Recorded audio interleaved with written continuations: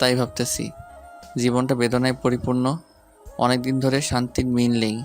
যাবেন? না, পেটে কিছু ঢুকবে না, খাওয়ার কোনো ইচ্ছে নেই। তারপর ওরা জোর করে রেস্তোরাঁয় নিয়ে গেল। সেখানে গিয়ে হালকা খাওয়া দাওয়া করলাম। ইচ্ছে ছিল না, তবু খেতে হলো ওদের জোরাজুরির জন্য। যাই, ওদের সাথে আড্ডা দিয়ে বাসার দিকে গেলাম। ওরা অবশ্য দুপুরের খাবার বাইরে থেকে খেয়ে যেতে বলেছিল, কিন্তু আমি খাইনি। বিশ্বাস ছিল দুপুরে খেতে পারবো সবার সাথে। বাসায় পৌঁছালাম। বড় ভাবি আর মেজো ভাবি আমার দিকে একবার তাকিয়ে মুখ ফিরিয়ে নিল। তাদের সাথে কথা বলতে যাব তার আগেই লিমন, তুই আমাদের সাথে কথা বলতে আসিস না। তোকে ছোট ভাইয়ের মতো মনে করতাম, আর তুই কিনা এরকম! ছি ছি। ভাবি বাদ দাও তো, কার সাথে কথা বলতেছো তুমি? কথাটা গিয়ে কলিজায় আঘাত করলো। আর সামনে আগানোর ইচ্ছা ছিল না, তাই রুমে চলে গেলাম নিজের রুমের সামনে। দেখি ঋতুটা দাঁড়ানো। আমি দেখো না দেখার মতো রুমে যেতে লাগলাম। হাই রে, ছেলে দেখে কতটা নিষ্পাপ মনে হয়, আসল মুখটা তো কালকে সবাই দেখে নিল। আমি তার দিকে তাকিয়ে হাসি দিয়ে রুমে চলে গেলাম, কারণ এখন এমনিতেই সবাই খোঁচা দিবে। ওই মেয়েটা আমাকে তারই যোগ্য করে ফেলেছে। যাই হোক, রুমে গিয়ে কিছুক্ষণ বসে ফ্রেশ হয়ে দুপুরের খাবার খেতে নিচে গেলাম। গিয়ে দেখি সবাই খাবার খাওয়া শুরু করেছে। আমি আবারও গিয়ে বসলাম টেবিলে। সবাই উঠে দাঁড়ালো। তাদের দাঁড়ানো দেখে আমি সেখান থেকে চলে আসলাম। তারা খাবার খেতে বসলো। আমি রুমে যাওয়ার পর শিফা রুমে আসলো খাবার নিয়ে। কেন এসেছি সেখানে? তুমি খাবারটা খেয়ে নাও। আমার পেট তো খাবার টেবিলে বসেই ভরে গেছে। দেখো তুমি প্লিজ খাবারটা খেয়ে নাও, এমনিতেই সকালেও খাবার খাওনি। তাতে তোর সমস্যা কি? যা, তুই বোন যা করেছিস আমার সাথে, তারপর আর আমার সামনে আসিস না। শিফা কান্না করতে করতে রুম থেকে চলে গেল। চোখ দিয়ে এমনিতেই অনবরত পানি পড়তেছে। কিছুক্ষণ পর চোখের পানি মুছে ছাদে গেলাম, কারণ সেখানে সিগারেট ছিল। সিগারেটের প্যাকেট হাতে নিয়ে একটা সিগারেট জ্বালালাম। টানা 4টা সিগারেট খেলাম। দুপুরের রোদ্রে ছাদে ভালো লাগছিল না, তাই প্যাকেট নিয়ে রুমে গেলাম। রুমে গিয়ে সিগারেট টানতে টানতে চোখ লাল হয়ে গেল। শরীরও ক্লান্ত হয়ে গেছে। বিছানায় গা এলিয়ে দিতেই ঘুমের রাজ্যে পাড়ি দিলাম। সন্ধ্যার দিকে ঘুম ভাঙল ফোনের কল আসার শব্দে। ফোনের দিকে না তাকিয়ে ফোন রিসিভ করলাম। হ্যালো লিমন, কোথায় তুই? আমি তো বাসায়। কেন? এই ওয়েট ওয়েট, তোর কণ্ঠ এমন শোনাচ্ছে কেন? আরে বোকা, আমি ঘুমাচ্ছিলাম তাই কণ্ঠ এমন। লিমন, তোকে অনেক দিন ধরে চিনি আমি। সো তুই আমাকে এটা বোঝাস না? তুই এখনই বাসা থেকে বের হবি, আমরা আসতেছি তোর বাসার সামনে। আমি শিওর তুই কোনো সমস্যায় আছিস। আরে ভাই, তোর কোনো কথা শুনতে চাই না আমি। তুই 10 মিনিটের ভিতরে বের হবি, আমি ওদের ফোন দিয়ে বের হতে বলতেছি। বলে ফোনটা কেটে দিল। এখন আমাকে বের হতেই হবে, না হলে ওরা কেউ আমার সাথে কথা বলবে না, অভিমান করে থাকবে। আমাদের মধ্যে সম্পর্কটা এমন যে আমাদের মধ্যে কারো কিছু হলে সহজেই বুঝে যাব। যাই হোক, রেডি হয়ে নিচে নামলাম। শিফা সামনে আসলো। কোথায় যাচ্ছ তুমি? আজকে সারা দিনও তুমি কিছু খাওনি। তোকে আমার সামনে আসতে বারণ করেছি, যা আমার সামনে থেকে। আমি যাব না। তোমার চোখ লাল কেন? এত কান্না করছো নাকি? অতিরিক্ত সিগারেট খেয়েছো? এটা আমার একান্ত ব্যক্তিগত ব্যাপার। আমাকে বলবে না তো কাকে বলবে তুমি? এটা তোকে বলবো কেন? আমার যাকে ইচ্ছে তাকে বলবো। সাইড দে সামনে থেকে, বলেই ওকে হাত দিয়ে সরিয়ে বাইরে বের হলাম। বাইরে বের হতেই দেখি সব কয়টা দাঁড়িয়ে আছে। আমি ওদের কাছে যেতেই ওরা সবাই আমার দিকে তাকিয়ে থাকলো। কেউ কোনো কথা বলছে না। সবাই গিয়ে বাইকে বসলো। এবার পার্থর কথা বলল, আয় তাড়াতাড়ি বাইকে বস। আমি বাইকে উঠে পড়লাম, কারণ আমি জানি এখন প্রশ্ন করলে ওরা উত্তর না দিয়ে আমার উপর হামলা শুরু করবে। বাইক গিয়ে থামলো একটা রেস্টুরেন্টের সামনে। এখানে আসলি কেন? কোনো কথা না বলে বাইক থেকে নেমে ভিতরে চল। কিন্তু আবার কিসের কিন্তু? ভিতরে যেতে বলছে, ভিতরে যা। আমি চুপচাপ হাঁটা ধরলাম, তর্ক করলাম না। এরা যে পরিমাণ ক্ষেপে আছে, কখন আবার উত্তম মধ্যম দেয়। ওরা ভিতরে প্রবেশ করে আমার জন্য খাবার অর্ডার করলো। আমার একার জন্য খাবার অর্ডার করলি কেন? তোরা খাবি না? কথা না বলে চুপচাপ খা। তুই দুপুরে কিছুই খাসনি, তাই না? কি হলো, চুপ কেন? নিশ্চয়ই দুপুরে খাবার খেতে যাওয়ার সময় অপমান করেছে। ভাই, তোকে বললাম না দুপুরে খাবার খেয়ে যেতে? শুনলি না আমার কথা? আরে ভাই থাম তোরা, ওকে খেতে দে আগে। লিমন, আগে খাবারটা খেয়ে নে। পেটে ক্ষুধা ছিল, খাবারটা খেয়ে নিলাম। তারপর রেস্টুরেন্ট থেকে বের হলাম। বিল ওরাই একজন দিল, আমি দিতে চেয়েছিলাম, দিতে দেয়নি। লিমন, এখন কয়দিন এরকম অত্যাচার সহ্য করবি? ভাই আমি দেখি কয়দিন, তবে 1 সপ্তাহের মধ্যে শিফাকে বিয়ে করতে হবে। আমার বাবা যেহেতু কসম দিয়েছে তার কিছু হোক আমি চাই না। তাও ঠিক, তোর মাথায় কোনো চিন্তা ভাবনা আছে এখন? না এখনো ভাবিনি, আগে দেখি কয়েকদিন, তারপর যা মনে হবে তাই করব। রুদ্র একটা বিরিয়ানির প্যাকেট হাতে এনে দিল। শোন, রাতেও কিছু হতে পারে, তোর ক্ষুধা লাগতে পারে, খেয়ে নিবি। আর তোর চোখ লাল কেন ভাই? নিশ্চয়ই কেঁদেছিস আর সিগারেট খেয়েছিস বেশি। ভাই তুই এরকম করছিস কেন? তুই যে পরিমাণ শক্ত হয়েছিস তোকে দেখে আমরা অনুপ্রেরণা পেয়েছি। এটা তো দ্বারা মানায় না, তোকে আবারও শক্ত হতে হবে। ভাই এটা তো শুধু বলছিস, পরিবারের অবহেলা কেমন লাগে তা আমি বুঝি। যে ভাবিরা আমাকে ছোট ভাইয়ের মতো স্নেহ করতো তারা আমার সাথে কথা বলে না, আর ভাইয়ারা তো আমার সামনেই পড়ে না ভুলে। আর যে মা বাবা আমাকে ছাড়া খাবার খাইতো না তারা আমাকে খাবার টেবিলে দেখলে উঠে চলে যায়। ভাই মন খারাপ করিস না, তুই জীবনে অনেক গুরুত্বপূর্ণ সমস্যার সমাধান, এটাও তুই পারবি। ভাই আমার শরীরটা ক্লান্ত লাগছে, আমার বাসায় যেতে হবে। তাহলে আমরা আর বাইরে থেকে কি করব? চল, লিমনকে ওর বাসার সামনে নামিয়ে দিয়ে আমরা বাসায় চলে যাই। সেটাই ভালো হবে, চল। তারপর বাইকে করে ওরা আমাকে আমার বাসার সামনে গিয়ে নামিয়ে দিয়ে চলে গেল। আমি বাসার ভিতরে গেলাম, কাউকে না দেখে সোজা রুমে চলে গেলাম। বিরিয়ানির প্যাকেটটা ভালোভাবে রেখে বিছানায় হেলান দিয়ে ফোন টিপতে লাগলাম। রাতেও ঠিক আগের মতো ব্যবহার করলো সবাই। সিগারেট খেলাম রাত 12টা পর্যন্ত সেদিন। তারপর বিরিয়ানি খেয়ে ঘুমিয়ে পড়লাম। ঘুমাতে পারছি না, শুধু অনবরত কষ্ট হচ্ছে। আমি বিদেশে থেকে এতদিন কষ্ট পেলাম, এখানে এসেও শান্তি পেলাম। লাইফটা হেল করে দিল। এভাবে কেটে গেল 6 দিন। এখনও কেউ আমার সাথে কথা বলে না, শুধু শিফা ছাড়া। প্রতিনিয়ত খাবার খাওয়ার সময় অপমানিত হতে হয়েছে।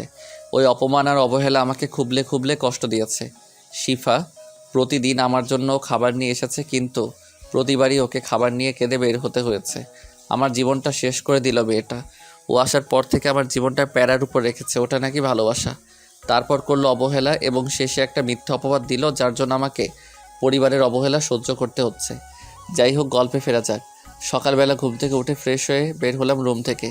সামনে শিফা এসে দাঁড়ালো। কোথায় যাচ্ছ তুমি? আজকে আমার সাথে তুইও যাবি। কি সত্যি আজকে তুমি আমায় নিয়ে বের হবে? তাড়াতাড়ি গিয়ে রেডি হয়ে বের হবি। আচ্ছা তুমি একটু অপেক্ষা করো, আমি আসতেছি। ওকে তো একটু তাড়াতাড়ি করবি। আচ্ছা বলেই চলে গেল। শিবা চলে যেতেই আমি আমার বন্ধুদের ফোন দিলাম। সব কিছু ঠিক আছে তো? সব গুছিয়ে রেখেছি। আচ্ছা ঠিক আছে, আমি আসতেছি শিফাকে নিয়ে। আচ্ছা একটু তাড়াতাড়ি কাজিনকে বাসা থেকে উঠিয়ে নিয়ে এসে, সে আজকে কাজী অফিসে যেতে চাইছিল না। ও আচ্ছা আসতেছি। সিয়াম ফোন কেটে দিল। 15 মিনিট পর শিফা চলে আসলো। আমি ওর দিকে না তাকিয়ে বললাম, চলো তাড়াতাড়ি, আমাদের বের হতে হবে। আগে আমার দিকে তাকাও, দেখো তো আমায় কেমন লাগছে। দেখ শিফা, আমার সময় নেই, তাড়াতাড়ি যেতে হবে বলেই হাঁটা শুরু করলাম। শিফা হালকা কষ্ট পেলেও আমার পিছু পিছু চলে আসলো, কারণ ও এতটুকুতেই খুশি যে আমার সাথে বের হতে পেরেছে। বাইরে বের হয়ে একটা রিক্সা নিয়ে ওকে উঠতে বললাম। ও উঠে বসলো। আমি দাঁড়িয়ে আশেপাশে রিক্সা খুঁজতেছি। কি হলো, তুমি উঠতেছো না কেন? দাঁড়া, রিক্সার একটা আসুক, তুই বস এটাই। রিক্সা আর ডাকবা কেন? তুমি এই রিক্সাতেই উঠবা বলে আমাকে হাত ধরে টান দিয়ে রিক্সায় উঠালো। আরে আরে, চুপ, এইভাবে বসো বলে আমার হাত ধরে বসিয়ে রাখলো। তারপর আমি কিছু বললাম না, কারণ ও আজকে অনেক খুশি হবে। চলে গেলাম কাজী অফিসের সামনে। আমি রিক্সা থামাতে বললাম। এই কি, এখানে রিক্সা থামালে কেন? চুপ থাক আর রিক্সা থেকে নাম। শিফা আমার কথা মতো রিক্সা থেকে নামলো। আমি ভাড়া মিটিয়ে রিক্সাওয়ালাকে বিদায় করলাম। চল আমার সাথে। আমরা কাজী অফিসে যাব কেন? আজকে আমরা বিয়ে করব। কিন্তু পরিবারকে না জানিয়ে বিয়ে করাটা কি ঠিক হবে? তুই ভিতরে চল, বেশি কথা বলিস না। আর আমাকে বিয়ে না করতে চাইলে চলে যেতে পারিস। না না, আমি তোমায় হারাতে পারবো না। চলো আজকে আমি তোমায় বিয়ে করব। তারপর কাজী অফিসে গিয়ে আমাদের বিয়ে সম্পন্ন করা হলো। সাক্ষী ছিল আমার বন্ধুরা। শোন, এখন সোজা একটা রিক্সা নিয়ে বাসায় যাবি। আচ্ছা, কিন্তু তুমি কখন আসবে? আমি চলে আসবো ঠিক সময়, তুই বাসায় চলে যা। শিফা চলে যাওয়ার পর আমার বন্ধুরা কাছে আসলো। তোর পরবর্তী প্ল্যান কি? তার সময় হলেই বুঝতে পারবি। বন্ধু আমি গেলাম, আমার কিছু কাজ আছে। আচ্ছা যা, তবে ঠিকঠাকভাবে চিন্তা করছিস সেটা করিস। বলেই চলে আসলাম। এদিকে শিফা বাড়িতে ফিরে আমার মায়ের রুমে গেল। মা, ফুফি, ফুফি, কি হয়েছে? চিৎকার করছিস কেন? তোমার ছেলে আমাকে বিয়ে করেছে। কি বলছিস? সত্যি? ফুফি।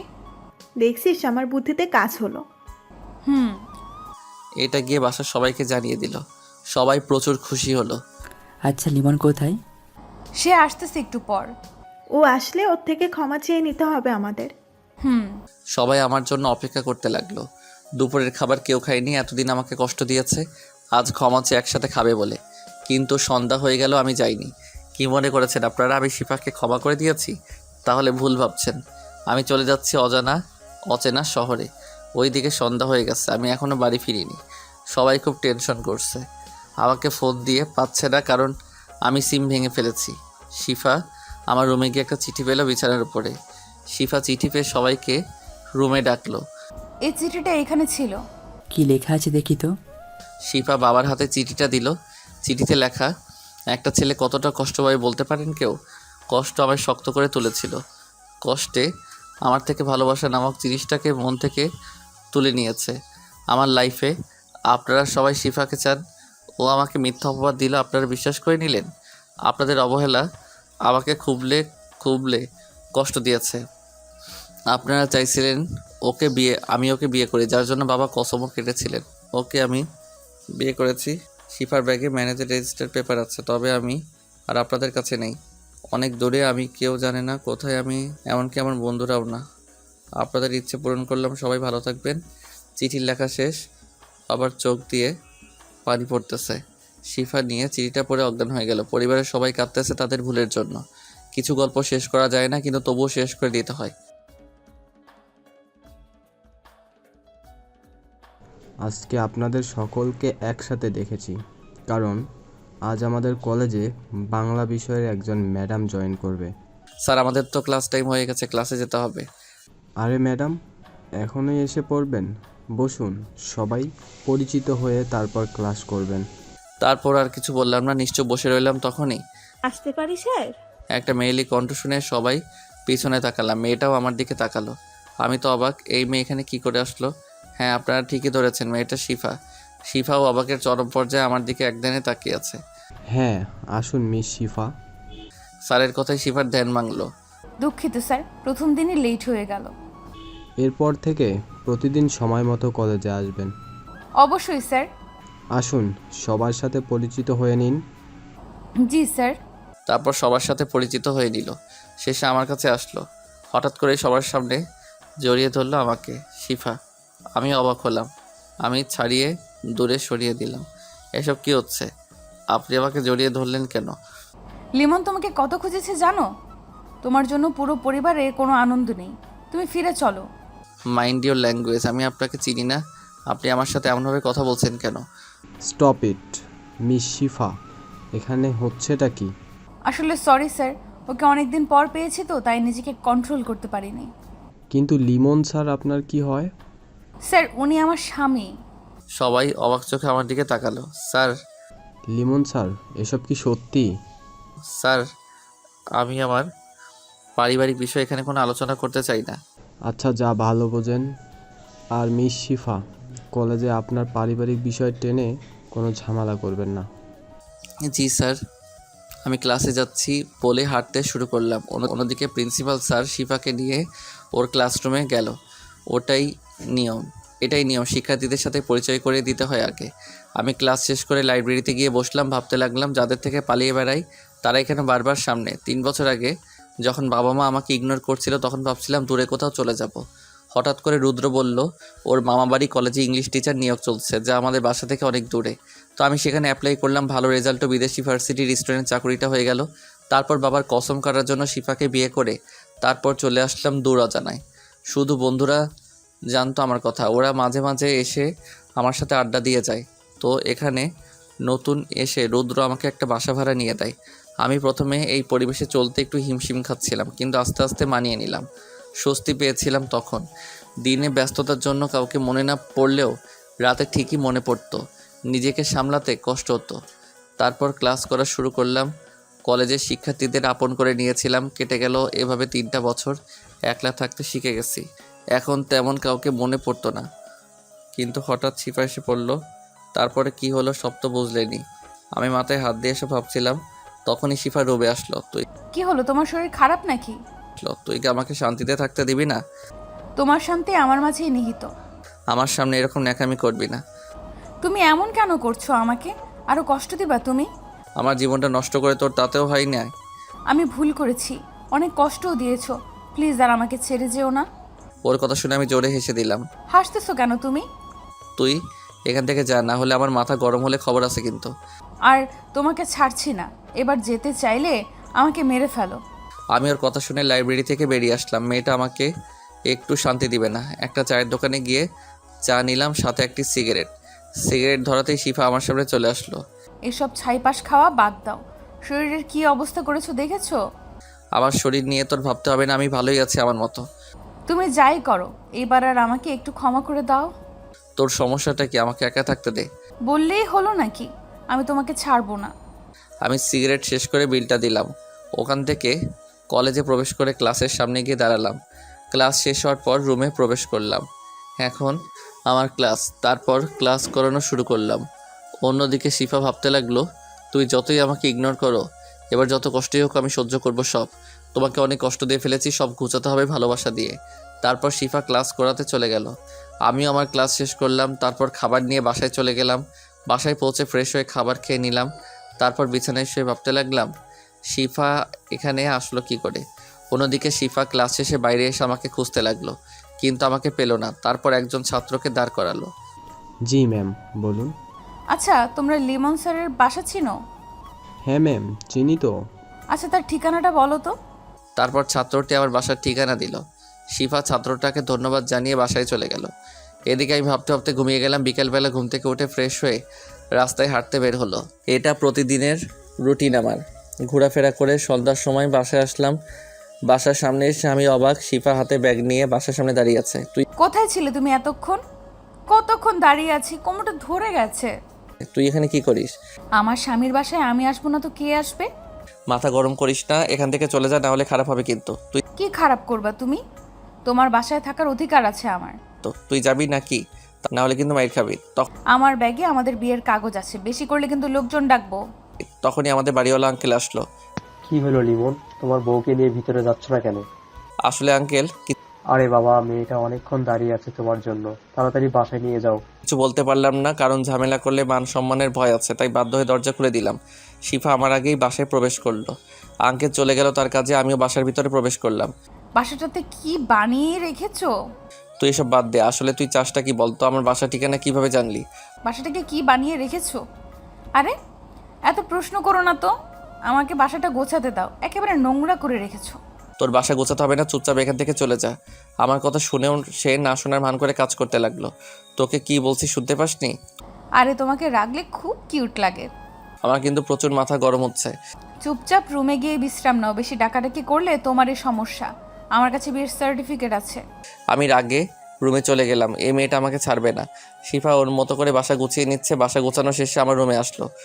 এখন তুমি বাইরে গিয়ে বসো, আমি এখন এই রুমটা গোছাবো। তোকে আমার রুম গোছাতে হবে না। বাসায় থাকবি ভালো কথা, কিন্তু তুই অন্য রুমে থাকবি। আমি তোমার এই কথাটা শুনতে পারলাম না। মানে কি বলতে চাইছিস তুই? তুমি যদি পাতালে থাকো আমি সেখানে থাকবো, তুমি আকাশে গেলে আমি আকাশেও যাব। এবার আমার প্রচুর রাগ উঠে গেল। আমি ওর হাত দুটো দেয়ালের সাথে চেপে ধরলাম জোরে। ব্যথায় মুখ বেঁকে নিচ্ছে, তবু শব্দ করছে না।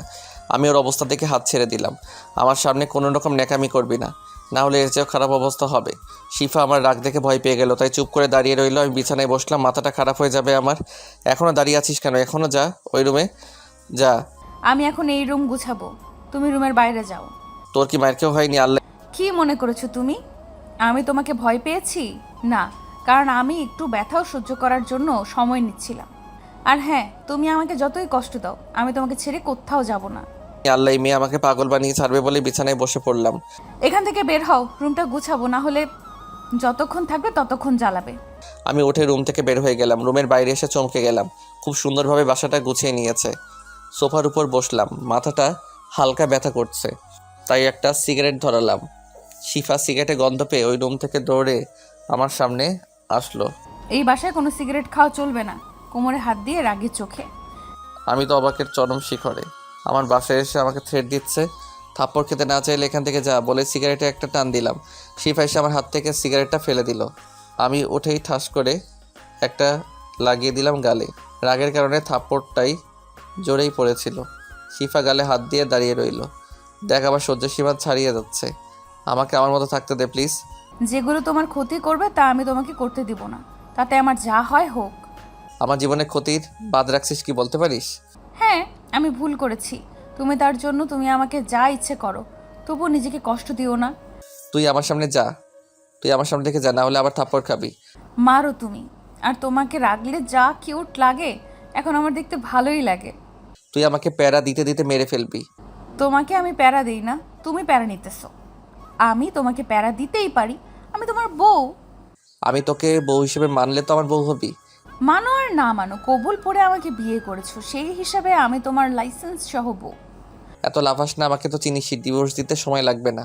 তুমি ডিভোর্স দিলে কি হবে? আমি তো স্বাক্ষর করব না। যাই হোক, তুমি কি বাসায় বসে রান্না করো না? বাসায় তো কিছুই নেই। না, আমি বাইরেই খাওয়া দাওয়া করি। এখন তোমার বউ এসে গেছে, এখন আর বাইরের খাবার খেতে হবে না, সব কিছু কিনে নিয়ে আসো। পসিবল না, তোর লাগলে তুই কিনে রান্না করিস, আমি বাইরে খাওয়া দাওয়া করি। তা তো হবে না, আজকেই তোমার বাইরের খাবার খাওয়ার শেষ দিন। তুই বললেই হবে নাকি? হ্যাঁ, আমি বললেই হবে, নাহলে বাড়িওয়ালা আঙ্কেলের কাছে নালিশ করব। আমাকে না খাইয়ে রেখেছে, এবং আমাকে যদি তুমি না খাইয়ে মেরে ফেলো, আমার সমস্যা নেই। স্ত্রীর ভরণ পোষণের দায়িত্ব স্বামীর। হইছে, এত হাসের মতো প্যাক প্যাক করিস কেমনে? তুমি আমার কথা শোনো না বলেই তো এত কথা বলা লাগে। আচ্ছা, সব নিয়ে আসবো, লিস্ট করে দে কি কি লাগবে। এই তো আমার লক্ষ্মী বর, একটু ওয়েট করো, আমি লিস্ট করে আনছি। মেয়েটাকে থামাতে হবে, যার জন্য এসব আনতে রাজি হলাম। কথা বলে মাথা ধরিয়ে দিল। কিছুক্ষণ পর শিফা লিস্ট করে আনলো, আমি বেরিয়ে গেলাম সব কিছু কিনে আনতে। তারপর একটা রিক্সা নিয়ে লিস্টে যা ছিল সব কিনে নিলাম। রাত 10টা বেজে গেল, তাই রেস্তোরাঁ থেকে দুজনের খাবার নিলাম, না হলে আবার কথা বলে মাথা খেয়ে ফেলবে। একটা রিক্সা নিয়ে বাসায় চলে আসলাম। কলিং বেল বাজালাম, সাথে সাথে শিফা দরজা খুলে দিল। এত দেরি কেউ করে? কতক্ষণ ধরে ভয় করছিল আমার। আমি আর তোমাকে রাতে বের হতে দিব না। তুই একটু চুপ থাক বোন, আমার এসব ভিতরে নে। শিখা দরজার কাছে দাঁড়িয়ে রইল। কিরে, তুই কি এসব বাসার ভিতরে নিবি নাকি না নিলে সামনে থেকে সর, আমি নিচ্ছি। তুমি আমাকে বোন কেন বললে? এখন দাঁড়িয়েই থাকো এখানে। থাপ্পড় মারলে এমনিতেই সরে যাবি। থাপ্পড়ের কথা শুনে জিনিসপত্র বাসার ভিতরে নিতে লাগলো শিফা। আমি গিয়ে ফ্রেশ হয়ে বসলাম। প্রচুর ক্ষুধা লাগছিল, তাই আমি খাবার খেতে বসে পড়লাম। শিফা গুছিয়ে এসে দেখে আমি খাবার শুরু করে দিয়েছি। এ কি, আমাকে ছাড়াই খেতে বসে গেছো? তোর খাবার রাখা আছে, খেয়ে নিস। আমি তোমাকে খাবার বেড়ে দিতাম, স্ত্রী হিসেবে আমার দায়িত্ব আছে না? তোর কি কোনো ভয় নেই? তুই কিন্তু জানিস আমি রাগলে কি হতে পারি। শিফা ভয়ে চুপসে গেল, খাবারের প্যাকেটটা নিয়ে খাবার খেতে শুরু করলো। আমি খাবার খেয়ে রুমে চলে আসলাম। অনেক ক্লান্ত থাকার কারণে গিয়ে শুয়ে পড়লাম। অন্যদিকে শিফা সব কিছু গুছিয়ে আমার রুমে এসে আমার পাশে শুয়ে আমাকে জড়িয়ে ধরলো। আমি লাফিয়ে উঠে বসে পড়লাম। তুই এখানে কি করছিস? তোকে বলেছি না ওই রুমে ঘুমাতে? আমি তোমার সাথে ঘুমাবো, কতদিন পরে তোমাকে পেলাম। আমার সাথে ঘুমানোর চিন্তা মাথা থেকে ঝেড়ে ফেল। কেন? আমি তো তোমার রুম ছাড়া ঘুমাবো না। তাহলে নিচে বিছানা করে ঘুমা, খাট থেকে নাম তুই। আমি তোমার সাথেই ঘুমাবো। দেখ, আমাকে রাগাস না, আমার শরীর ক্লান্ত লাগছে, আমাকে ঘুমাতে দে। ওই রুমে যা তুই। তারপর শিফা নিচে নেমে বিছানা ঠিক করতে লাগলো। তোকে ওই রুমে যেতে বলেছিলাম। না, আমি তোমার রুমেই থাকবো, তোমাকে ডিস্টার্ব করব না। আচ্ছা ঠিক আছে, যা করার কর। তারপর আমি শুয়ে পড়লাম। ভাবতে লাগলাম, অনেক কষ্ট দিয়েছিস জীবনে, তারপরও আবার জ্বালাতে এসে গেছিস। হঠাৎ কান্নার শব্দ শুনতে পেলাম। উকি দিয়ে দেখলাম শিফা কান্না করছে। কান্না করার থাকলে ওই রুমে যা, আমাকে শান্তিতে ঘুমাতে দে। তারপর শিফা নিশ্চুপ হয়ে গেল। আমিও আর কিছু না ভেবে দিলাম ঘুম। পরের দিন সকালবেলা শিফার ডাকাডাকিতে ঘুম ভাঙলো। কি হলো, ডাকছিস কেন এত তাড়াতাড়ি? বাজারে যেতে হবে, বাজার করে আনো, না হলে রান্না করব কি? এখান থেকে যা। আমার ঘুম এত তাড়াতাড়ি ভাঙে না, সবেমাত্র 7টা বাজছে, আমি 9টার আগে উঠি না। কিন্তু এখন থেকে প্রতিদিন 7টায় টানা ঘুম থেকে উঠতে হবে। রাগ উঠাবি না আমার, তুই গিয়ে বাজার কর যা। তো আচ্ছা, টাকা দাও। আর হ্যাঁ, রাস্তায় কেউ পরিচয় জানতে চাইলে বলবো লিমন স্যারের বউ। তারপর তোমার যদি অসম্মান হয় সেটা কিন্তু আমি জানি না। তোর মাথা সবসময় আমাকে প্যারা দেওয়ার বুদ্ধি ঘুরে। তারপর আমি ফ্রেশ হয়ে বাজার করতে বের হলাম। এলাকায় একজন শিক্ষক হিসেবে সম্মান আছে আমার, তাই বাধ্য হয়ে আসলাম। এতদিন 9টায় ঘুম থেকে উঠে ফ্রেশ হয়ে হোটেল থেকে নাস্তা করে কলেজে যেতাম, কিন্তু আমার শান্তি কেড়ে নিতে এসে গেছে। জীবনটাই তেজপাতা হয়ে গেছে। যাই হোক, বাজার করতে গেলাম। বাজারে বসে বাড়িওয়ালার আঙ্কেলের সাথে দেখা। কি বাবা, বৌমা এসেছে দেখে বাজার করতে এসেছো? আসলে আঙ্কেল, আরে বোকা, আমরা বুঝি। আগে একা ছিলে, রান্না করনি, এখন তোমার বউ রান্না করবে, তাই বাজার করতে এসেছো, বুঝতে পারছি। আচ্ছা জি আঙ্কেল বলে বাজার করা শুরু করলাম। তবে মানুষের কথা স্পষ্ট শুনতে পাচ্ছি, আতিক স্যার বিয়ে করলো কবে? আরে স্যারেরও তো বিয়ের বয়স পার হয়ে যাচ্ছে, বিয়ে তো করতেই পারে। এসব শুনতে শুনতে বাজার করা শেষ করলাম। একটা রিক্সা নিয়ে বাসায় পৌঁছালাম। গরমে ঘেমে গেছি। কলিং বেল বাজানোর পর শিফা দরজা খুলে দিল। আমার হাত থেকে বাজারের ব্যাগ নিয়ে গেল। আমি গিয়ে সোফায় বসলাম। কিছুক্ষণ পর শিফা আসলো হাতে একটা গ্লাস নিয়ে। এই নাও শরবত, এটা খেয়ে নাও, গরমে ঘেমে গেছো। তোর কাছে আমি শরবত চেয়েছি। না চাওনি, কিন্তু তোমার কখন কি প্রয়োজন আমি বুঝি। আমি শরবত খাবো না, নিয়ে যা এখান থেকে। তারপর শিফা শরবতটা রেখে চলে গেল রান্নাঘরে। আসলে শরবত আমার খুব প্রয়োজন ছিল, তবুও খেলাম না, কারণ ওর হাতের কিছু খাওয়ার ইচ্ছে নেই। আমি রুমে ফ্যান ছেড়ে কিছুক্ষণ বিশ্রাম নিলাম। তারপর গোসল করে রেডি হলাম কলেজের জন্য। তখনই শিফা রুমে আসলো। খাবার হয়ে গেছে, চলো খাবার টেবিলে। তুই কি করে ভাবলি আমি তোর হাতের রান্না খাবো? দেখো, খাবার নিয়ে রাগ করতে নেই প্লিজ। তুমি খাবার খেয়ে বের হও, আর আমিও তো কলেজে যাব, দুজন একসাথেই যাব। তুই কি বুঝিস না আমার তোকে সহ্য হয় না, আর তোর সাথে যাওয়া তো পসিবলই না বলে বাসা থেকে বের হলাম। তারপর একটা হোটেলে গিয়ে নাস্তা করলাম। অন্যদিকে শিফা আমি বের হওয়ার পর কান্না করতে লাগলো। লিমন, আমি জানি তুমি আমাকে ভালোবাসো। আমার ভুলের জন্য আর কত শাস্তি দিবে তুমি, দেখি কত শাস্তি দিতে পারে। তবে এই দেহ থেকে প্রাণ না বের হওয়া পর্যন্ত আমি তোমাকে ছাড়বো না। তারপর শিফা খাবার না খেয়ে রেডি হয়ে কলেজের উদ্দেশ্যে বের হলো। এদিকে আমি খাবার খেয়ে কলেজ পৌঁছে টিচার্স রুমে গেলাম। সেখানে গিয়ে দেখি শিফা সহ আরও স্যার ম্যাডামরা বসে আছেন। আরে লিমন স্যার, আসেন। আপনি যে বিয়ে করেছেন এটা আমাদের জানালেন না কেন? আরে লিমন স্যার যে পরিমাণ গম্ভীর মানুষ, তার কাছ থেকে বিয়ের কথা জানার আশা করেন কিভাবে? তবে যাই বলুন স্যার, শিফা ম্যামের সাথে আপনাকে ভালোই মানিয়েছে। এদের কথা শুনে বিরক্ত লাগছে, কিন্তু কিছুই করার নেই। শিফার দিকে তাকিয়ে দেখি লজ্জায় লাল হয়ে আছে। এবার একদিন আমাদের ইনভাইট করেন আপনার বাসায় লিমন স্যার। আচ্ছা, দেখি কি করা যায়। না না, তা বললে হবে না স্যার। কবে দাওয়াত দিচ্ছেন তা বলেন। রিয়া। আচ্ছা ম্যাম, কাল জানাবো আমরা। তখনই ক্লাসের ঘন্টা বেজে উঠল। সবাই যে যার ক্লাসে গেলাম। সবগুলো ক্লাস শেষ করে বাসায় যাওয়ার জন্য রিকশায় উঠলাম। শিফাও আমার রিকশায় উঠে বসলো। এ কি, তুই রিকশায় উঠলি কেন? আমি তোমার স্ত্রী, আমি তোমার সাথে রিকশায় যেতেই পারি। আমি কোনো সিন ক্রিয়েট করতে চাই না, তুই রিকশা থেকে নাম। তুমি সিন ক্রিয়েট করো, তাতে তোমারই সমস্যা হবে, কারণ তোমাকে সবাই এখানে ভালোভাবে চিনে। সবাই ভাবে তুমি তোমার স্ত্রীর সাথে রাস্তায় বসে ঝামেলা করছো। তুই সবসময় একটা না একটা ঝামেলা পাকিয়ে মামা যান আপনি। তারপর রিকশাওয়ালা মামা রিকশা চালানো শুরু করলো। শিফা আমার হাত ধরলো। ওই রিকশায় উঠছিস ভালো কথা, আমাকে স্পর্শ করবি না। তুমি বললেই হবে না, বাসায় বসে যতই ডাকাডাকি করো না কেন, বাইরে তুমি আমায় কিছুই করতে পারবে না। শিফা হাত ধরে রইল। আমি হাত ছাড়াতে চাইলে জোরে ধরে রাখে। কিছুক্ষণের মধ্যেই বাসায় পৌঁছে গেলাম। ভাড়া দিয়ে বাসায় প্রবেশ করলাম। কিন্তু আমি বাসায় পৌঁছে অবাক হয়ে গেলাম, কারণ আমার বাসায় আমার পুরো পরিবার বসে আছে, মামা মামি সহ। আমি নিশ্চুপ হয়ে দাঁড়িয়ে রইলাম। বাবা মায়ের কন্ডিশন তেমন একটা ভালো না, অনেক শুকিয়ে গেছে। ভাইয়ারা আমার মুখের দিকে তাকিয়ে আছে, যেন এই মুখটা দেখার জন্য কত সাধনা করেছো। কেমন আছিস বাবা? কিরে, কথা বলবি না আমাদের সাথে? আপনারা এখানে কেন? এটা কি ধরনের ব্যবহার তোমার? জানো তোমার জন্য ফুফা ফুফি কত টেনশন করেছে? খাওয়া দাওয়া ঠিকমতো না করতে করতে শরীরে কি হাল করেছে। হ্যাঁ বাবা, আমরা তোর সাথে অন্যায় করে ফেলেছি অনেক। শিখা যে তোর উপর অপবাদ দিয়েছিল ওটা আমাদের সবার সাজানো ছিল, কারণ ও তোকে খুব ভালোবাসতো। তুই বিদেশে যাওয়ার পর মেয়েটা অনেক কষ্ট পেয়েছে, তাই চেয়েছিলাম তোদের বিয়েটা হলে আস্তে আস্তে তোদের মনোমালিন্য ঠিক হয়ে যাবে। তাই আমরা তোকে ইগনোরও করেছিলাম। আমাদের ক্ষমা করে দে বাবা, আমরা কেউ ভালো নেই। দেখুন, আপনারা যা করেছেন আমি তাতে কিছু মনে করিনি। তবে হ্যাঁ, আমি এখানে একা ভালো আছি। আপনার শিফাকে নিয়ে চলে যান এখান থেকে।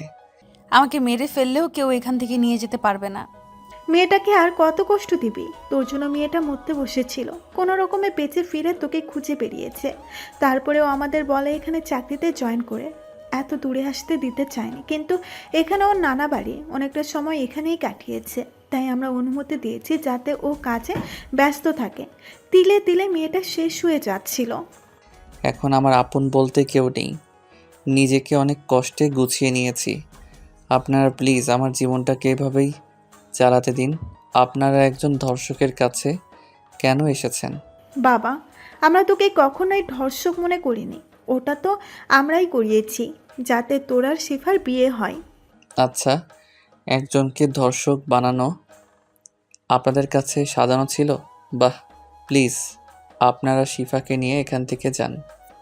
তুই আমাদের সাথে না গেলে আমরাও যাচ্ছি না এখান থেকে। এতদিন যখন আমাকে ছাড়া কাটাতে পারছেন, সামনেও অবশ্যই পারবেন। চলে যান এখান থেকে। মামি এসেই আমাকে একটা থাপ্পড় দিল। আমি গালে হাত দিয়ে দাঁড়িয়ে রইলাম। নিজেকে খুব বড় মনে করিস না? তোকে বলেছিলাম তোর কিছু হলে আমাকে বলবি, কিন্তু তুই আমাকে না বলেই উদাও হয়ে গেলি। নিশ্চুপ। কিরে কথা বলছিস না কেন? তোকে আমি নিজের ছেলে মনে করতাম, কিন্তু তুই আমাকে আপনই মনে করতি না। আসলে মামি তুই ঠিকভাবে কথা বল, তোতলাতে হবে না। মামি তখন আমার মাথায় কাজ করছিল না, শুধু আমি মুক্তি চেয়েছিলাম, তাই এভাবে চলে এসেছিলাম। তোকে ওরা অনেক কষ্ট দিয়েছিল তাই না বাপ? আসলে মামি আমি তো দেখছি লিমন যা করেছে ঠিক করেছে, এখানে আমার কিছু বলার নেই। ওকে ওর মতো শান্তিতে থাকতে দাও।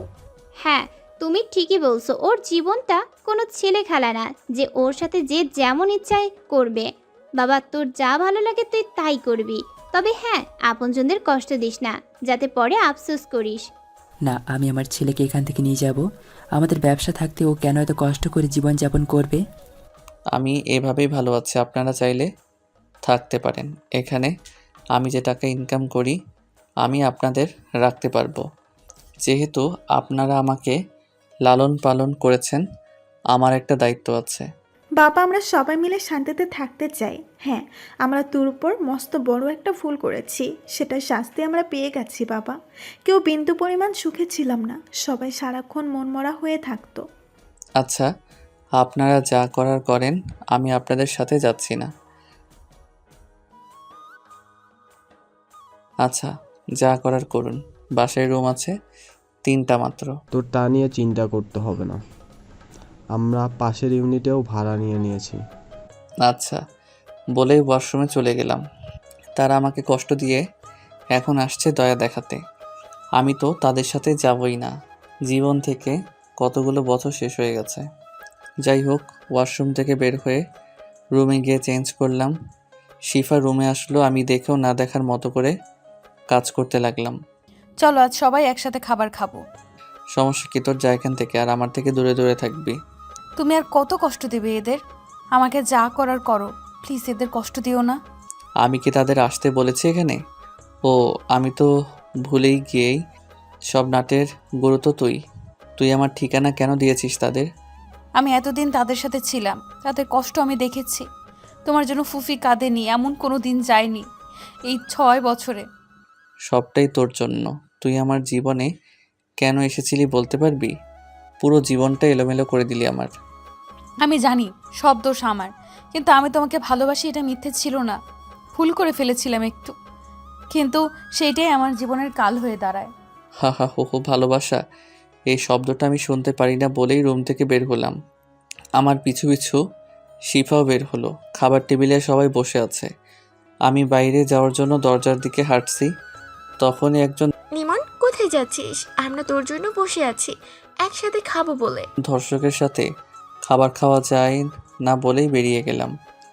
সবাই নিশ্চুপ বসে রইল। মা তো কেঁদেই দিল। ছেলেটা না খেয়ে বেরিয়ে গেল, আমাদের জন্য খাবারটা পর্যন্ত খেলো না। ফুফি, তোমার ছেলে বাসার খাবার খায় না, বাইরে গিয়ে খাবার খায়। তারপর বড় ভাবি সবাই বুঝিয়ে শুনিয়ে অল্প কিছু খাবার খাওয়ালো। এদিকে আমি বাসা থেকে বেরিয়ে হোটেলে গেলাম। প্রতিদিন যেখানে খাবার খাই, আজকে খাওয়ার মুড নেই। অল্প কিছু খেয়ে নিলাম, কারণ এখন আর সহজে লিমন ভেঙে পড়ে না। খাবার শেষ করে বিল দিয়ে একটা খেয়ে নিলাম।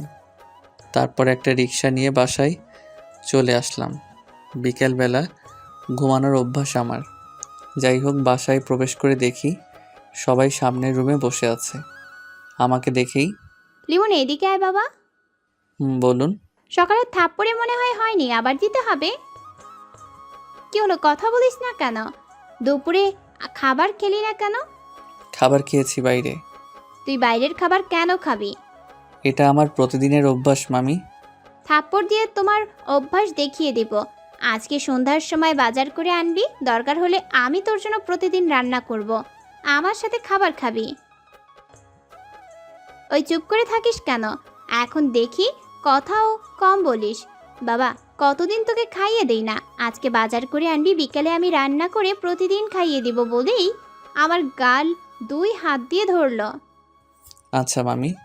এই একটা মানুষের কথা আমি কখনোই ফেলতে পারিনি। সবসময় এই মানুষটা আমাকে নিঃস্বার্থভাবে ভালোবেসে গেছে। যাই হোক, আমি ওখান থেকে রুমে চলে আসলাম। ওইদিকে বলছিলাম না লিমন আমার কথা ফেলবে না, দেখছো আপা? ছেলেটা আমার থেকেও তোকে বেশি ভালোবাসে। এটা ভুল কথা, ও সবাইকে ভালোবাসে, কিন্তু ওর উপর দিয়ে এত ধকল গেছে যে কেমন চুপসে গেছে। তা তো বুঝতে পারছি। কিভাবে যে ছেলেটার রাগ ভাঙাবো। চিন্তা করো না, সব ঠিক হয়ে যাবে। দেখি কতদিন রাগ করে থাকতে পারে। যাই হোক, রুমে এসে শুয়ে পড়লাম। শিফা এসে বিছানায় বসলো। তুই এখানে বসলি কেন? আমি তোমার বিছানায় বসতে পারি? না, বসতে পারবি না। তাহলে আমায় বিয়ে করেছো কেন? বাবা, কসম না কাটলে তোকে ভুলেও বিয়ে করতাম না। তো ফুফাকে এত ভালোবাসো, তাহলে এখন কষ্ট দিচ্ছ কেন? নিশ্চুপ হয়ে গেলাম। কি হলো, কথা বলছো না কেন? তুই এখান থেকে যা। আমি তোমার বউ, আমাকে তুমি করে কথা বলো। একজন শিক্ষক হয়েও ম্যানার জানো না নাকি? তুই যাবি এখান থেকে নাকি মার খাবি? আমি ঘুমাবো এখন। আমিও তোমার সাথে ঘুমাবো। বুঝছি। আমাকে বাসায় ঠিক মতো থাকতে দিবি না? শিফা কিছু না বলে আমাকে জড়িয়ে ধরে শুয়ে পড়ল। কি করছিস? ছাড় আমাকে, নির্লজ্জ মেয়ে কোথাকার। যদি স্বামীকে জড়িয়ে ধরার জন্য কোনো স্ত্রী নির্লজ্জ হয়, তো আমি হতে রাজি। ছাড় আমাকে তুই। পারবো না আমি। এখন ঘুমাবো বলেই আমাকে আরো জোরে জড়িয়ে ধরলো। আমি ওকে ছাড়িয়ে উঠে বসলাম অনেক কষ্টে। সাথে সাথে শিফা উঠল। কি হলো, ঘুমাবে না তুমি? আমি ঠাস করে একটা লাগিয়ে দিলাম থাপ্পড়।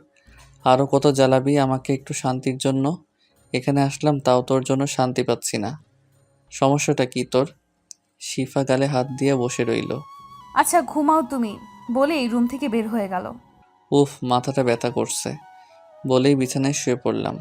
শিভা আবার আচমকা রুমে এসে আমার মাথা টিপতে লাগলো। তুই আবার রুমে এসেছিস, তোর জন্য কি একটু শান্তি পাবো না? আবার কি থাপ্পড় লাগবে? তুই তোমার তো মাথা ব্যথা করছিল, তাই মাথা টিপে দিতে আসলাম। শুয়ে পড়ো, আমি মাথা টিপে দিচ্ছি, ভালো লাগবে। আমার সামনে না আসলে আমি অনেক ভালো থাকবো। তুই যা এখান থেকে। তুমি আমাকে এত ঘৃণা করো বলেই কেঁদে দিল। এই ঘৃণাটা একদিনে জন্মায়নি, জন্মিয়েছে বহু বছর ধরে। শিফা কিছু না বলে কাঁদতে কাঁদতে রুম থেকে চলে গেল। আমি আস্তে আস্তে ঘুমিয়ে গেলাম। বিকেলবেলা ঘুম ভাঙলো। উঠে ফ্রেশ হয়ে রুম থেকে বের হলাম। দেখি সবাই বসে গল্প করে। আমি কিছু না বের হওয়ার জন্য দরজার দিকে যেতে লাগলাম। কি রে লিমন, কোথায় যাচ্ছিস? দেখুন, আপনারা এখানে যেই যা করুন আপত্তি নেই, কিন্তু আমার কোনো বিষয়ে কেউ কোনো প্রকার কথা বলবেন না বলেই বাসা থেকে বের হলাম। প্রতিদিন বিকেলবেলা ঘোরাঘুরি করার অভ্যাস, তাই ঘুরতে লাগলাম। অন্যদিকে দেখছো ছেলেটা কিভাবে কথা বলল? আপা বাদ দাও, একটু সময় হোক, আস্তে আস্তে ঠিক হয়ে যাবে। তাই বলে এমনভাবে কথা বলবে? দেখো, সেই ছোট্ট ছেলেটা কত দুষ্টুমি করতো, হাসি ঠাট্টায় থাকতো সব সময়। আজ কোনো হাসি নেই মুখে। আবার আমরা একসাথে হাসি খুশি থাকবো ইনশাআল্লাহ। এদিকে আমি ঘুরতে ঘুরতে সন্ধ্যা হয়ে গেল, তাই বাসার দিকে রওনা দিলাম। হঠাৎ মামির কথা মনে হলো। রান্না করার জন্য বাজার নিয়ে যেতে বলেছে। অনেকদিন মামির হাতে রান্না খাই না, তাই দ্রুত বাজারে চলে গেলাম। বাজার কমপ্লিট করলাম, তারপর একটা রিক্সা নিয়ে বাসায় চলে গেলাম। কলিং বেল বাজানোর পর শিফা এসে দরজা খুলল। তুমি এসে পড়েছো? তোমার জন্য আম্মু অনেকক্ষণ অপেক্ষা করছে। আমি কিছু না বলে পাশ কাটিয়ে মামির কাছে চলে গেলাম। বাবা এসে পড়েছিস বাজার নিয়ে? আমি জানতাম তুই আমার কথা রাখবি। আমি বাজারগুলো তার কাছে দিয়ে রুমে চলে আসলাম। মামি চলে গেল রান্না করতে। আমি রুমে এসে দেখি শিফা আগে বিছানায় বসে আছে। তোর বাইরে কাজ নেই? কাজ থাকলে কাজ কর গিয়ে। আমি রুমে একলা থাকতে চাই। আমার কাছে তো একটাই, তোমাকে আদর করা। জুতা দেখছিস? হাত দিয়ে তো কাজ হয় না, এখন তোকে জুতা পিটা করতে হবে। স্ত্রীর গায়ে হাত তুলতে নেই, সেটা কি তুমি জানো না? কিন্তু স্ত্রীও তো যোগ্যতা লাগে, কিন্তু তোর কি আদৌ সেই যোগ্যতা আছে? সব সময় আমার ভুলগুলোকে খোঁচা দিয়ে জাগিয়ে তুলে তুমি শান্তি পাও, তাই না? তুই আমার সামনে আসবি না, তাহলেই তো হয়। আমাকে কষ্ট দিতে থাকো, কিন্তু আমি তোমাকে ছাড়ছি না। তখনই ভাবিরা রুমে আসলো। কি রে লিমন, বইয়ের সাথে রোম্যান্স করছিস নাকি? কোন দিক দিয়ে মনে হলো সেটা আপনাদের? আরে তোর বউ, তুই রোমান্স করতেই পারিস, সমস্যা কি? শিফা লজ্জায় মুখ নিচু করে রাখলো। আমার বউ কেন? আমি এই পৃথিবীতে শুধু একা, আমার কেউ নেই আর আমার কাউকে প্রয়োজনও নেই। আমার কথা শুনে ভাবিদের মন খারাপ হয়ে গেল। শিফার চোখ পানিতে ভরে উঠল। কেন এমন করছিস লিমন? আমাদের সবার বড় একটা ভুল করেছে, সেই ভুলের মাসুল আর কিভাবে দিতে হবে বল? 3টা বছর কেউ কখনো হাসেনি ঠিক মতো। তোর ভাই তো আমার সাথে ঠিক মতো কথাও বলতো না। আমি কি বলেছি এমন হতে? আপনারা আপনাদের মতো ভালো থাকেন, আমাকে আমার মতন থাকতে দিন। লিমন, এমন করিস না সোনা ভাই আমার। আমাদের হাসি খুশি পরিবারটা এখন আর নেই। তোর দুষ্টুমিতে বাড়িতে সবসময় আনন্দ বিরাজ করতো। তুই না থাকলে আমরা কিভাবে ভালো থাকি বল? আমি আর নিতে পারছি না, প্লিজ। এখন আপনারা যান এখান থেকে, আমাকে একা থাকতে দিন। আমার অবস্থা দেখে ভাবিরা উঠে দাঁড়ালো। লিমন, তুই বিশ্রাম নে, আমাদের কথা ভেবে দেখিস বলেই হাঁটা শুরু করলো। ওয়েট, আপনারা ওকে এখান থেকে নিয়ে যাচ্ছেন না কেন? শিফাকে ইঙ্গিত করে। শিফা উঠে দাঁড়ালো, চোখ মুছতে মুছতে দৌড়ে রুম থেকে বের হলো। আমি উঠে হাতে একটা সিগারেট নিয়ে চলে গেলাম বারান্দায়। আকাশের দিকে তাকিয়ে সিগারেটের ধোঁয়া ছাড়ছি। ভাবছি জীবনটা বড়ই অদ্ভুত, কখন কি হয় তা কিছুই বলা যায় না। মানুষ থাকতে মূল্য দিতে জানে না, কিন্তু চলে গেলে ঠিকই খুঁজে বেড়ায়। আগের ঘটনাগুলো মনে পড়লে আর কারোর সাথে কথা বলারও ইচ্ছে থাকে না। এভাবে হয় না, যে করেই হোক আমাকে শান্তিতে থাকতে হলে আবার দূরে চলে যেতে হবে। শীঘ্রই কিছু ব্যবস্থা করতে হবে। সিগারেট ফেলে রুমে এসে বন্ধুদের সবাইকে অনলাইনে আসতে বলে গ্রুপ কল দিলাম। সবাই রিসিভ করলো। কি অবস্থা লিমন? এই তো আছি কোনো রকম, আবার সেই ঝামেলা এসে সামনে দাঁড়িয়েছে, কি করব বুঝতে পারছি না। মানে তোর আবার কি হলো? শিফার এখানে আসা এবং পরে পুরো পরিবার আসলো, সব ওদের বুঝিয়ে বললাম। ও শিট ভাই, তোকে কি কেউ শান্তিতে থাকতে দেবে না? লিমন, অনেক তো একলা থাকলি, এবার তো মানিয়ে নে, পরিবার ছাড়া ভালো থাকা সম্ভব না। তুই মনে হয় ভুলে গেছিস আমার সাথে কি কি হয়েছিল। তাও ঠিক, এগুলো হলে সহজে মেনে নেওয়া পসিবল হচ্ছে না। যাই হোক লিমন, এখন কি করবি, কি ভাবলি? আমি আবার অচেনা একটা জায়গায় চলে যেতে চাই, যেখানে গেলে কেউ খুঁজে পাবে না। কিন্তু কোথায় যাবি? জানি না, তোরা ব্যবস্থা কর, আমি আর পারছি না এসব নিতে। যখন একটু ভালো থাকতে নিছিলাম তখনই তারা চলে আসলো। আচ্ছা দেখি কি করা যায়, চিন্তা করিস না, কোনো না কোনো ব্যবস্থা ঠিকই করে ফেলবো। সে আশায় বসে রইলাম। তারপর আরও কিছুক্ষণ কথা বলে ওদের খোঁজ খবর নিয়ে ফোন কাটলাম। এরপর বিছানায় হেলান দিয়ে শুয়ে চোখ বন্ধ করলাম। চোখ দিয়ে এমনি এমনি পানি গড়িয়ে পড়লো। কিছুক্ষণ পর এ কি লিমন, তুই কান্না করছিস কেন? হঠাৎ মামির কণ্ঠ শুনে লাফিয়ে উঠলাম এবং চোখ মুছে ফেললাম। না মামি, তেমন কিছু না। মিথ্যা বলছিস আমাকে, মাথায় হাত বুলিয়ে। মামি, আমি পারছি না এসব কিছু সহ্য করতে, মাথা কাজ করা বন্ধ করে দিচ্ছে। বাবা, যেটা ভাবতে কষ্ট হচ্ছে ওটা ভাববি না, নিজেকে ঠিক রাখবি, ঠান্ডা মাথায় থাকবি, পরিস্থিতি যেমনই হোক। কিন্তু মামি, আল্লাহ আমার আর কত পরীক্ষা নিবে? সেটা আল্লাহ ভালো জানে, কিন্তু তুই পরিস্থিতি মানিয়ে নিয়ে এগিয়ে যাবি। দেখি আল্লাহ ভরসা। চল খেতে চল, সবাই একসাথে খাবো। মামি, এটা আমার পক্ষে সম্ভব না। আচ্ছা ঠিক আছে, আমি তোর খাবার নিয়ে রুমে আসছি, তুই বস। আমি বিছানায় চুপচাপ। মামি, এটা আমার পক্ষে সম্ভব নয়। আমি বিছানায় চুপচাপ বসে রইলাম। সত্যি বলতে অপেক্ষা করছিলাম খাবারের জন্য। অনেক দিন হয়ে গেল মামির হাতে রান্না করা খাবার খাই না। আমি হাত ধুতে গেলাম না, কারণ আমি জানি মামি নিজের হাতে খাইয়ে দিবে। কিছুক্ষণের মধ্যেই মামি চলে আসলো। বিছানায় খাবার রেখে আমার মুখের সামনে খাবার ধরলো, আমি খেয়ে নিলাম। কতদিন পর তোকে খাবার খাওয়ালাম। মামি, কতদিন পর তোমার হাতের খাবার খেলাম, খুব ভালো লাগছে।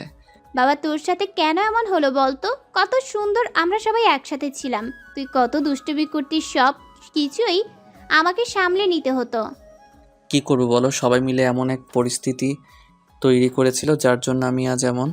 বাবা, বলছিলাম কি সব কিছু আগের মতো ঠিক করে নে। আচ্ছা তুই ভেবে দেখ কি করলে ভালো হবে। আমি মাথা নাড়লাম। এভাবে খাবার খাওয়া শেষ করলাম। মামি সব কিছু নিয়ে চলে গেল। আমি বিছানায় বসে ভাবতে লাগলাম মামির কথাগুলো। তখনই শিফা রুমে আসলো।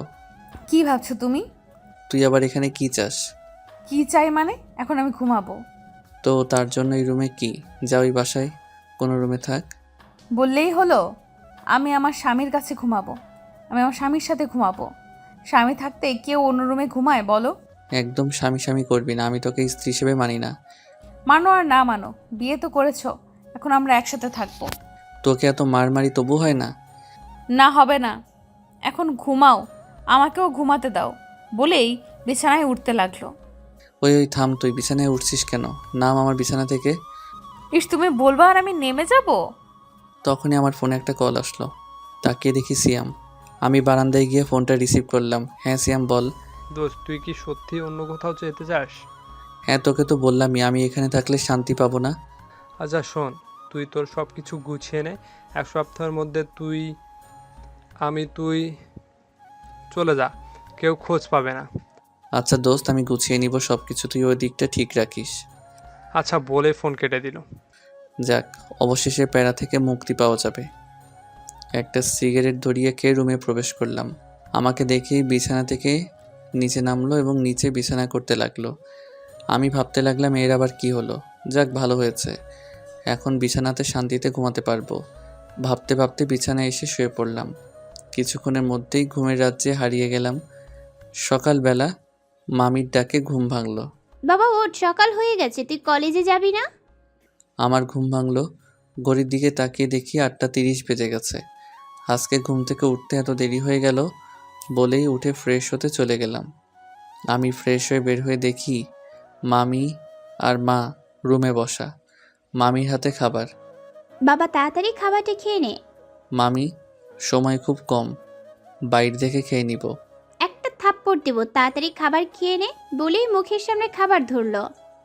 আমি আর কথা না বাড়িয়ে খাবার খেতে লাগলাম। মা আমার দিকে তাকিয়ে আছে, হয়তো কিছু বলবে কিন্তু বলতে পারছে না। যাই হোক, খাবারটা শেষ করে বের হলাম।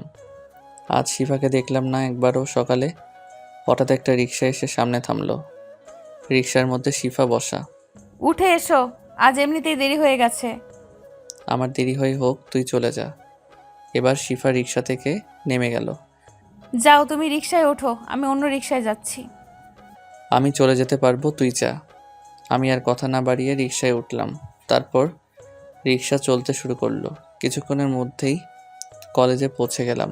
আর অল্প কয়েকদিন মাত্র, এরপর তো আর কলেজে ক্লাস করানো হবে না, চলে যাব অচেনা এক শহরে। আজকে স্যারের সাথে সব বিষয়ে কথা বলে সার্টিফিকেটগুলো নিতে হবে। যাই হোক, আমি রিক্সা থেকে নেমে পিছনে তাকাতেই দেখি শিফাও রিক্সা থেকে নামলো। আমি ভাড়া মিটিয়ে তাড়াতাড়ি চলে গেলাম প্রিন্সিপাল স্যারের রুমে। স্যার, আসতে পারি? আসুন। আসলে স্যার, আজকে আমার ঘুম থেকে উঠতে লেট হয়ে গেছে। প্রিন্সিপাল স্যার হঠাৎ কাশি দিলেন। আমি অবাক হলাম। শিফা লজ্জায় নিচে তাকিয়ে মুচকে মুচকে আসছে। আরে সমস্যা নেই, নতুন বিয়ে হলে এমন একটু একটু হয়। তাড়াতাড়ি আপনারা ক্লাসে যান। আমি আর কিছু আমার ক্লাসরুমে চলে গেলাম। ক্লাস শেষ করে প্রিন্সিপাল স্যারের রুমের দিকে হাঁটা শুরু করলাম, কারণ স্যারের সাথে রিজাইনের ব্যাপারে কথা বলতে হবে। ভাবতে ভাবতে প্রিন্সিপাল স্যারের রুমের সামনে চলে আসলাম। আসতে পারি স্যার? আসুন। স্যার, আপনার সাথে জরুরি কিছু কথা ছিল। হ্যাঁ বলুন। স্যার, আসলে আমি চাকরি করতে চাইছি না, আপাতত আমি রিজাইন করতে চাই। কি বলছেন স্যার? আপনার জন্য আমাদের কলেজটা আজ এত নাম করতে পেরেছে, আর আপনি কি না এখন চাকরি ছেড়ে দিতে যাচ্ছেন? আসলে স্যার, আমি এখানে থাকবো না। আমার অন্য এক জায়গায় চাকরি হয়েছে, সেখানে জয়েন করতে হবে। কিন্তু আমরা আপনাকে ছাড়তে চাচ্ছি না। প্লিজ স্যার, আমার এখানে চাকরি ছাড়ার পিছনে কোনো কারণ আছে, বুঝতে পারছেন? আমি 2 থেকে 3 দিনের ভিতর আমাকে সব কিছু গুছিয়ে দেবেন। আচ্ছা, যেহেতু আপনার সমস্যা আছে, তাহলে তো আর আটকে রাখা সম্ভব নয়। আমি সব কিছু ঠিকঠাক করে রাখবো। স্যার, আরেকটা কথা, আমি যে চাকরি ছেড়ে দিচ্ছি এই কথাটা আমি এখান থেকে না যাওয়া পর্যন্ত কাউকে কিছু বলবেন না। আচ্ছা, ঠিক আছে। আপনি আমাদের কলেজের জন্য অনেক করেছেন, আপনার জন্য এইটুকু তো করতেই পারি। ধন্যবাদ স্যার। তারপর স্যারের সাথে আরও কিছু কথা বলে কলেজ ক্যাম্পাসের বাইরে বের হলাম। একটা চায়ের দোকান থেকে 1 কাপ চা আর সিগারেট ধরিয়ে খেতে থাকলাম। আর কয়েকটা দিন মাত্র এই শহরে, আর হয়তো আসা হবে না এখানে। এই শহরটা আমাকে খুব সযত্নে আপন করে নিয়েছিল। পুরো 3টা বছর এখানে ছিলাম।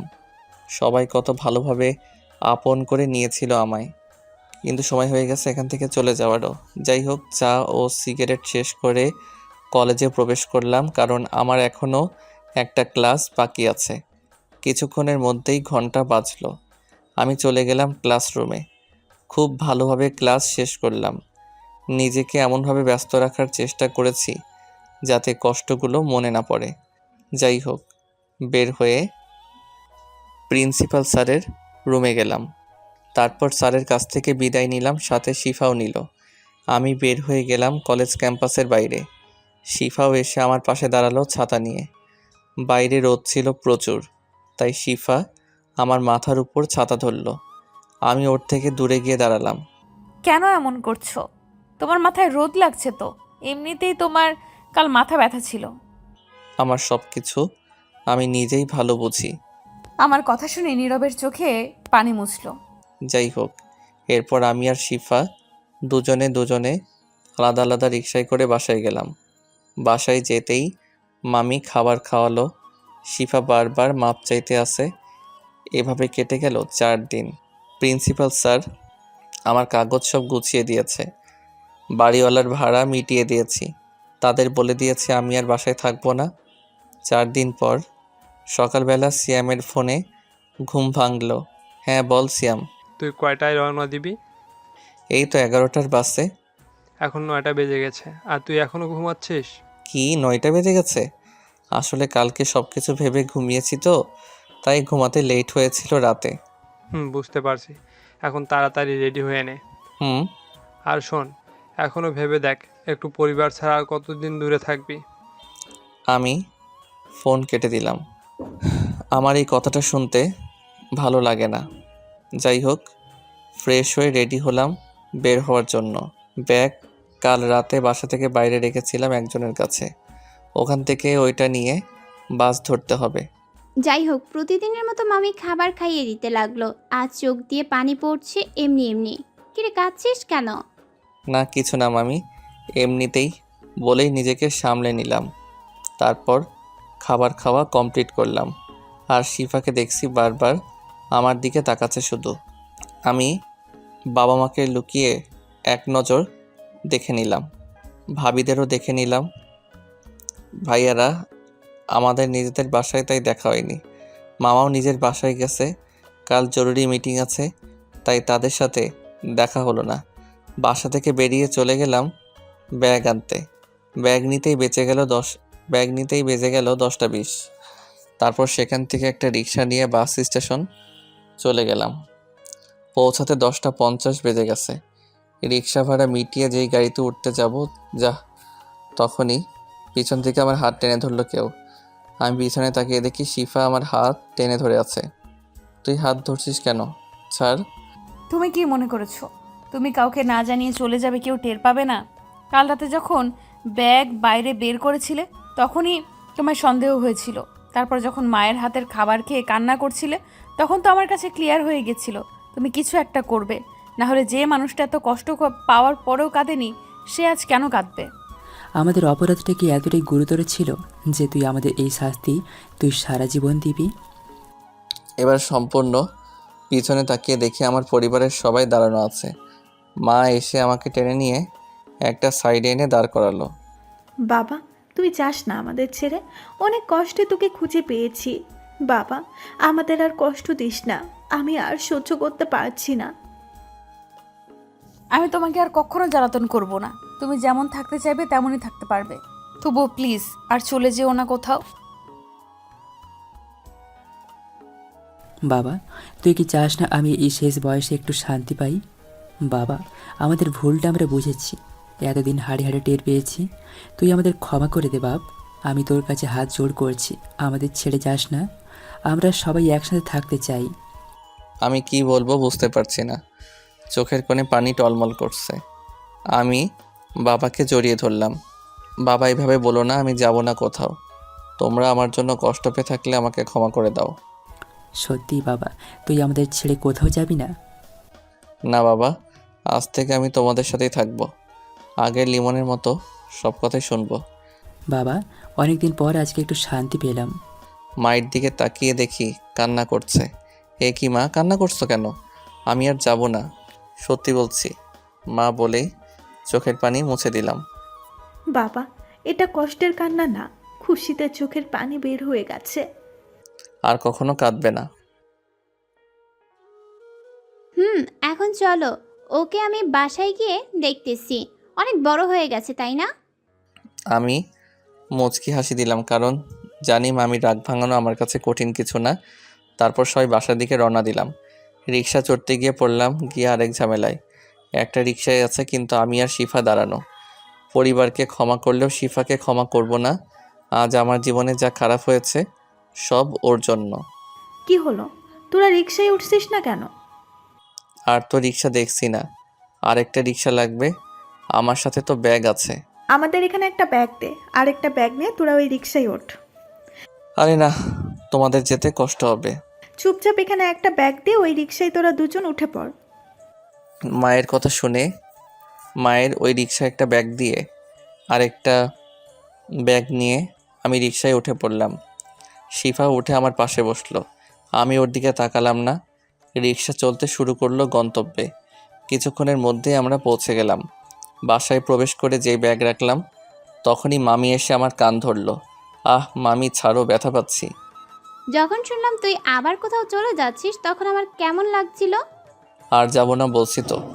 সেটা তো তুই প্রতিবারই বলতি, কিন্তু শেষে আমাকে না জানিয়ে চলে যাস, অভিমানী কণ্ঠে বলল। আমি এবার মামির গলা জড়িয়ে ধরলাম। আর কখনো তোমাকে না বলে কিছু করব না মামি।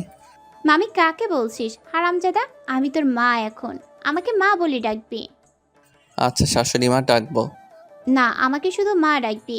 শাশুড়ি মা ডাকতে হলে তোর মাকে ডাকবি, কারণ ভাবি তোর থেকে শিফাকে বেশি ভালোবাসে। কেন আমাকে শাশুড়ি মা ডাকবে কেন? আমাকেও মা ডাকবে। আচ্ছা, আমি তোমাদের দুজনকেই মা ডাকবো।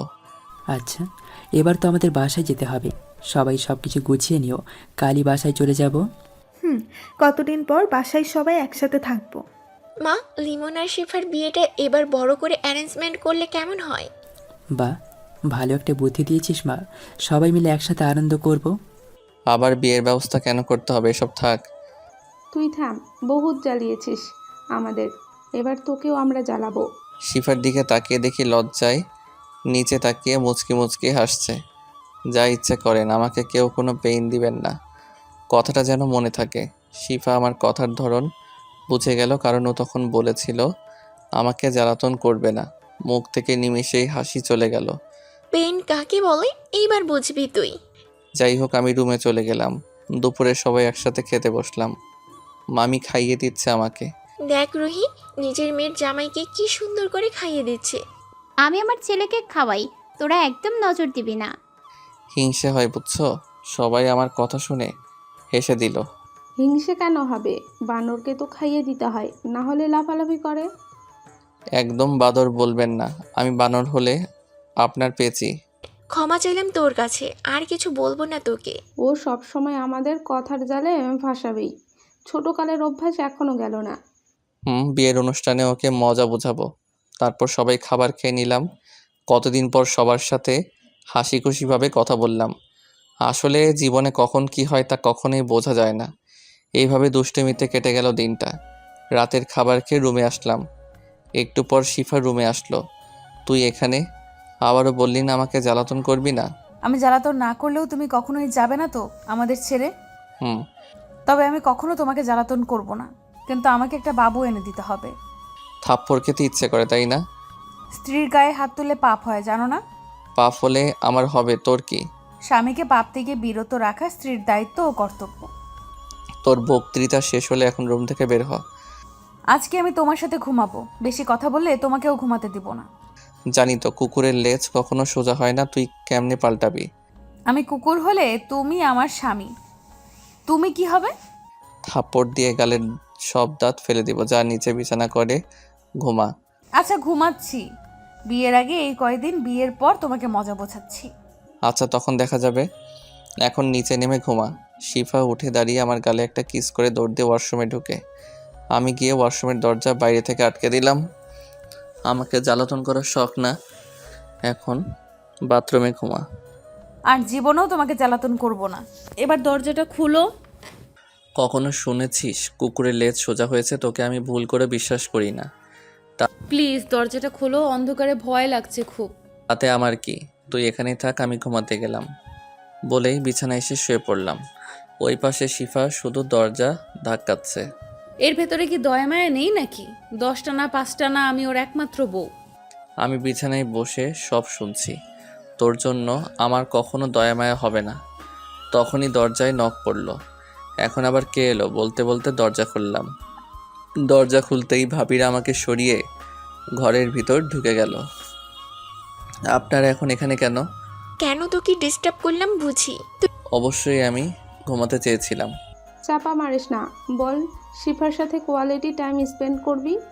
এটা আপনাদের কোন দিক দিয়ে মনে হলো? এতদিন পর সব ঠিকঠাক হলো, এটা স্বাভাবিক তাই না? ওয়েট, শিফা কোথায়? তখন শিফা ওয়াশরুমের দরজা ধাক্কা দিতে দিতে বলে, আমি ওয়াশরুমে। ভাবি, তোমার দেবর আটকে রাখছে। মেজো ভাবি গিয়ে দরজা খুলে শিফাকে বের করে আনলো। তুই ওকে ওয়াশরুমে আটকে রেখেছিলিস কেন? আপনার না আসলে আজও ওয়াশরুমেই ঘুমাতো। তুই কি ভালো হবি না? বউকে পেয়ে রোম্যান্স করবি তা না করে সব উল্টাপাল্টা কাজ করছিস। আরে ভাবি, শুধু শুধু আজাইরা কথা বলিয়েন না। এসেছিলেন তো জ্বালাতন করতে, কিন্তু এসে দেখেন উল্টা আমি জ্বালাতন করছি। যাই হোক, আমি ঘুমাবো, আপনারা রুমে যান। আর হ্যাঁ, ওকেও নিয়ে যান, আমাকে যেন না জ্বালায়। তোমার লজ্জা করে না বউ থাকতে একা একা ঘুমাতে? শিফার কথা শুনে ভাবিরা হেসে দিল। তোরা থাক, আমরা আসছি। আর হ্যাঁ লিমন, তোর বউ তুই সামলা। তারপর তারা দুজনে চলে গেল। শিফা গিয়ে রুমের দরজা আটকালো। আমি বিছানার মাঝখানে শুয়ে পড়লাম। দেখেও বিছানায় কোথায় শুতে পারে। শিফা এসে দেখে আমি মাঝখানে শুয়ে আছি, পাশে ওর জন্য জায়গা নেই। বাহ, তুমি তো খুব রোমান্টিক বলে আমার উপর শুয়ে আমাকে জড়িয়ে ধরলো। আমি উঠে ঠাস করে লাগিয়ে দিলাম গালে। এতক্ষণ ভালোভাবে বলছি, কথা কানে যায় না তাই না? শিফা আমার রাগ দেখে ভয় পেয়ে গেছে। থাপ্পড়টাও জোরে মেরেছিলাম, তাই গালে হাত দিয়ে আছে। এখন এত ভালোবাসা উতলে পড়ছে কেন? যখন একটা ফ্রেন্ডের জন্য আমাকে ইগনোর করছিলি তখনই ভালোবাসা কই ছিল? যখন একটা ফ্রেন্ডকে মারার জন্য আমাকে থাপ্পড় দিয়ে তোর সামনে যেতে মানা করছিলি তখন ভালোবাসা কই ছিল? দিনের পর দিন ইগনোর করেছিস, তিলে তিলে শেষ করে দিছিলি আমায়। তুই কি মনে করেছিস আমি এগুলো এত সহজে ভুলে যাব? কখনো না। আমার ভালোবাসা পায়ের তলে রেখে আমাকে কষ্ট দিয়ে ফ্রেন্ডের সাথে সময় কাটাতে সব কিছুই আমার মনে দাগ কেটে আছে। তোর জন্য আমার বাবা মার থেকে দূরে থাকতে হয়েছে, আমার পরিবারের চোখের পানি দেখতে হয়েছে আমায়। আর আমি তো তোকে ভালোবাসতেও চাইছিলাম না, জোর করে ভালোবাসা আদায় করলি।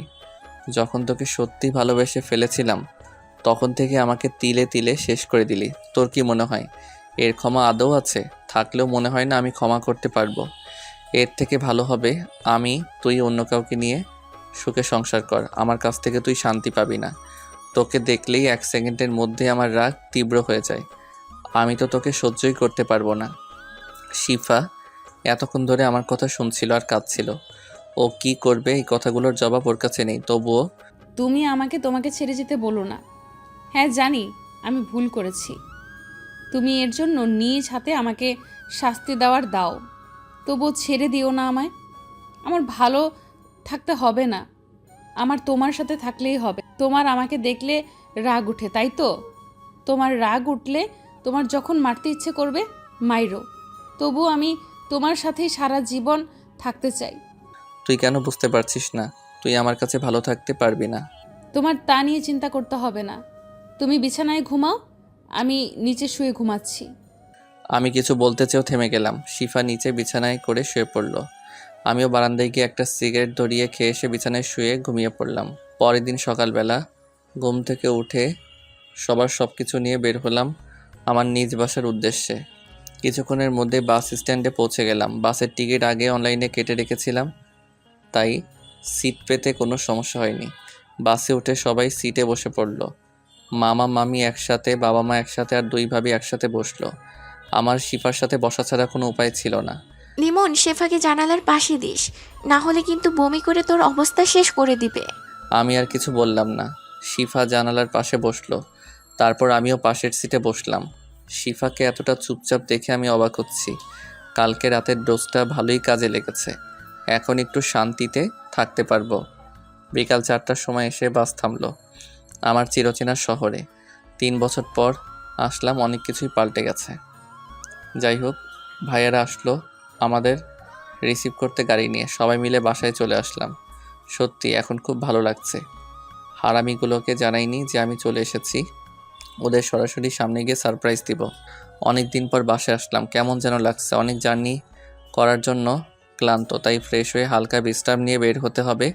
হারামিগুলোর সাথে অনেক দিন দেখা হয়নি, তাই ব্যাগগুলো নিয়ে আমি আমার রুমে চলে আসলাম। রুমে এসে দেখি রুমটা আগের মতনই আছে। যাই হোক, ব্যাগ রেখে জামা কাপড় বের করে ফ্রেশ হয়ে বের করলাম। তখনই শিফা সামনে আসলো। কিছু বলবি? হ্যাঁ, তোমাকে ফুপি নিচে ডাকছে।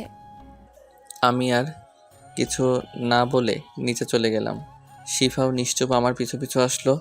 লিমন, এসে পড়েছিস? বস, আগে খাবারটা খেয়ে নেই। খাবার রান্না করলো কে? খাবার আমি বাইরে থেকে আনিয়েছি। ও আচ্ছা। তারপর সবাই খেতে বসলাম। হঠাৎ বাবা বড় ভাইয়া ও মেজো ভাইয়াকে উদ্দেশ্য করে বলল, আমি ভেবেছিলাম লিমন আর শিফার বিয়েটা আবার দেব ধুমধাম করে। ভালো হবে, অনেক দিন আনন্দ হয় না। বলছিলাম কি, এখন অনুষ্ঠান না করলে হয় না? সবাই একটু রিল্যাক্স থাকি। কেন মা, তোর কি কোনো সমস্যা আছে? না, আসলে এতদিন পর আপনাদের ছেলে ফিরলো, এখন একটু এনজয় করুক ইচ্ছে মতো। বিয়ে হলে তো একটু দায়িত্ব থাকবে। আরে সবাই মিলে মজা করবো আমরা।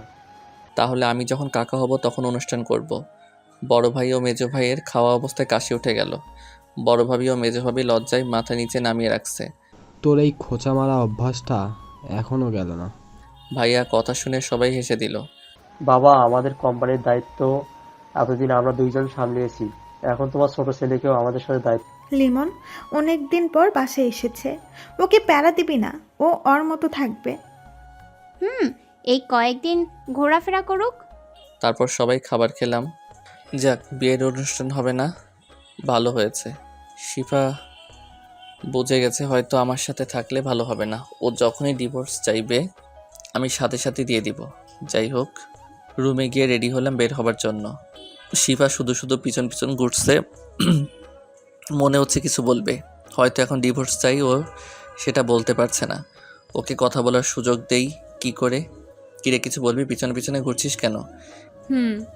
কিছু কথা বলার ছিল বলেই গিয়ে দরজাটা বন্ধ করলো। কি বলবি তাড়াতাড়ি বল, আমি বের হব। তুমি তো সবাইকে ক্ষমা করে দিলে, আমাকে কেন কষ্ট দিচ্ছ? দেখ শিফা, আমি তোকে কষ্ট দিতে চাইছি না, তোকে আমার সহ্য হয় না। এর থেকে ভালো হবে তুই আমাকে ডিভোর্স দিয়ে অন্য কাউকে বিয়ে করে নে। কি বলছো এসব? আমি কেন তোমাকে ডিভোর্স দিব? আমার জান থাকতে আমি তোমার থেকে দূরে যাব না কখনো। সেই ছোট থেকেই তুমি আমার একমাত্র ভালোবাসা, আর আমি তোমার সাথে সারা জীবন থাকবো। তোর ভালোর জন্য বলছিলাম, এভাবে তুই ভালো থাকবি না। শিফা এবার আমার পায়ের কাছে বসে পড়ল। আরে আরে, কি করছিস? আমি তোমার পা ধরে মাফ চাইছি, প্লিজ এমনটা করো না। আমাকে এত কষ্ট কেন দিচ্ছ? একটা ভুলের শাস্তি আর কত দিবে? আচ্ছা, যা কষ্ট দাও সমস্যা নেই, কিন্তু কখনো আমাকে ছেড়ে দিও না। যতদিন বাঁচবো আমি তোমার সাথেই থাকতে চাই। আমি কি বলবো বুঝতে পারছি না। ওকে দেখলেই তো আমার রাগ উঠে যায়। আমি রুম থেকে বের হয়ে গেলাম। অনেক দিন পর বন্ধুদের কাছে যাব, তাও না জানি ওরা এখন কলেজ মাঠেই আছে, কারণ ওরা বলেছিল প্রত্যেক দিন বিকালে ওখানে আড্ডা দেয়। বাসা থেকে একটা রিক্সা নিয়ে কলেজ মাঠে চলে গেলাম। ভাড়া মিটিয়ে কলেজে প্রবেশ করতেই এক কোণায় ওদের বসে থাকতে দেখলাম। ওদের দেখে হেঁটে ওদের কাছে চলে আসলাম। সবাই আমাকে দেখে অবাক হয়ে গেল। সবার সাথে কোলাকুলি করে সিগারেট ধরিয়ে বসলাম গোল করে।